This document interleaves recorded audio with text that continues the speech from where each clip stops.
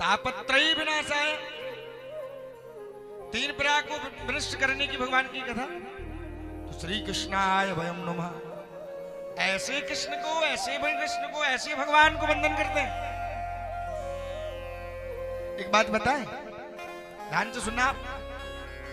श्री कृष्णाय वयम नमः, नमा शब्द नहीं कहा।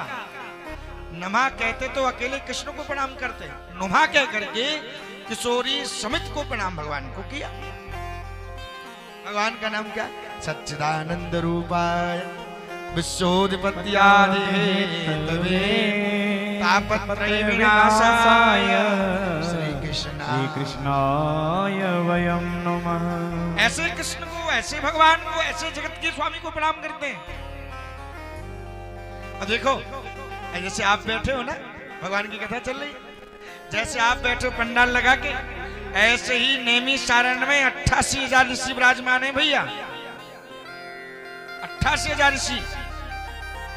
नेमि से सूतमासीनम अभिवाद्यम महामितम कथा मृता स्वाधा शुक्ला सैनिको 88,000 ऋषि विराजमान है नैमिषारण्य में। ये सबसे पहले कथा कहां हुई? बोले नैमिषारण्य में हुई। 88 ऋषि, उनके बीच में भगवान सूत जी आए। अच्छा, सूत जी की उम्र कितनी है? 16 वर्ष। ऋषियों की उम्र है 1000 वर्ष। इन ऋषियों ने सूत जी को देख करके चरणों में प्रणाम किया। अच्छा, क्यों किया? भगवान सूत जी सोच रहे हैं, मुझे देख के प्रणाम क्यों कर रहे हैं? क्या बात। तो भगवान ऋषि कहते हैं, धन वृद्धा बल वृद्धा आयु वृद्धा तथैव च ते सर्व ज्ञान विद्यस्य किंकरा शिष्य किंकरा। जो धन में बड़ा है वो कभी बड़ा नहीं हो सकता। ध्यान से सुने मैया हो। जो धन में बड़ा है, विचार करो, हमसे बड़ा धनवान नहीं, संसार में वो बड़ा नहीं है। धन वृद्धा बल वृद्धा, ना बल वाला बड़ा है, आयु वृद्धा तथैव च, ना आयु वाला बड़ा है, ना धन वाला बड़ा है, ना ऐश्वर्य वाला बड़ा है। ते सर्व ज्ञान विद्यस्य किंकरा किंकरा। जो ज्ञान रूपी में, ज्ञान में बड़ा है, वो संसार में सबसे बड़ा है।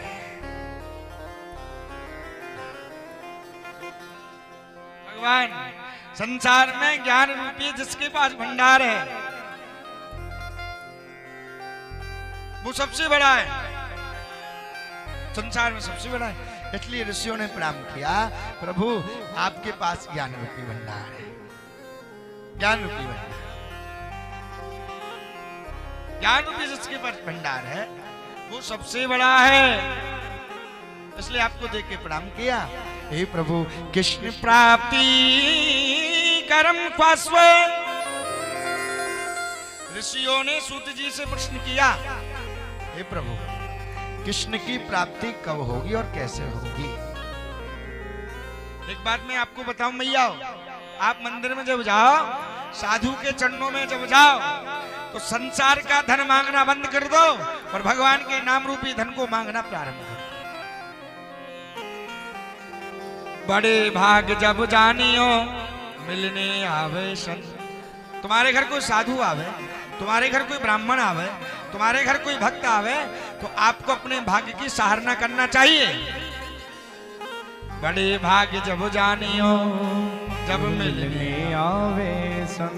संतन को मिलबो करे, संतन को मिलबो करे, सब कष्टने को सब कष्टने को।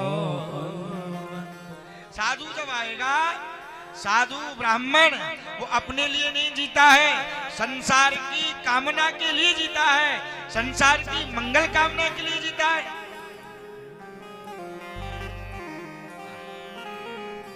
लोग शादी करते हैं, शादी, ध्यान से सुनना, सत्य ये थोड़ा कड़वा है। लोग लाखों रुपए का बैंड लगाते हैं, लाखों रुपए की दारू फूकते हैं, लाखों रुपए की दावत करते हैं, लाखों रुपए के कपड़े बनवाते हैं, लाखों रुपए को बर्बाद दारू में कर देते हैं। और विवाह संस्कार की बात आए पंडित जी के ऊपर कोई बात आवे, ब्राह्मण के ऊपर कोई बात आवे, ब्राह्मण यज्ञ करावे तो लोग कहते हैं कर किया क्या है। अरे भैया, जो ब्राह्मण तुम्हारे मंगल की कामना करेगा तो उससे ज्यादा दुनिया में हो भी क्या सकता है। और भक्त और ब्राह्मण और साधु केवल भक्तों की मंगल कामना ही करता है। बोलो राधे राधे, जोर से बोलो मैया। अच्छा नींद आ रही है? नींद अच्छा, चश्मा बारेंगे और घूमट बारेंगे बड़ो डर लगे। ये कब सो जाए कब जग जाए पता नहीं लगे पड़ोस। तो जोर से बोलो राधे राधे। भगवान अनुग्रह भगवान का है। बड़े भाग जब जानियो मिलने आवे सब।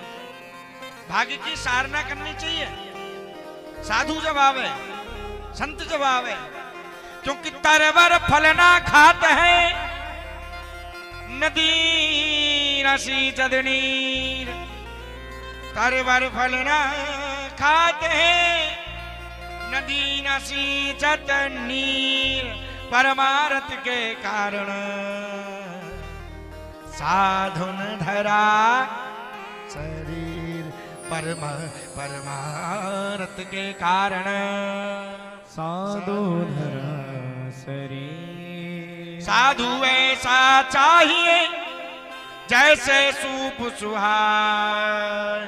साधु ऐसा चाहिए जैसे सूप सुहाए। सार सार को गहरे तोता दे उड़ा। साधुता है। एक बार एक साधु जी नदी में भजन कर रहे थे, खड़े हो, एक बिच्छू ने आके डंक मार दिया। साधु ने डंक मारा। अब डंक जब मारा तो साधु ने इस बिच्छू को अलग कर दिया, फिर मारा, फिर अलग कर दिया, फिर मारा, फिर अलग कर दिया। अब एक साधु के पास एक सज्जन खड़े थे। बाबा, ये तुम्हें बार बार डंक मारता है, आप इसे मार क्यों नहीं देते हो, बाहर क्यों नहीं फेंक देते हो? तो साधु ने कितना सुंदर उत्तर दिया। अरे बालक, जब ये छोटा सा जीव अपने स्वभाव को नहीं छोड़ सकता, एक साधु अपने स्वभाव को कैसे छोड़ सकता है? इसका स्वभाव है काटना और मेरा स्वभाव है इसको क्षमा करना। क्षमा मनन को चाहिए, छोटन को तुपार। अनुग्रह भगवान का। तो संसार में साधु जब आवे, भक्त जब आवे, तो भगवान से क्या, भगवान की प्राप्ति के लिए परमात्मा। पर आजकल क्या मांगते भगवान से? मंदिर में जाते हैं और मंदिर में थोड़ा सा घी, थोड़ी सी बाती लेके दिखा रहे हैं, जो जावे फल पावे दुख बिन से मन का।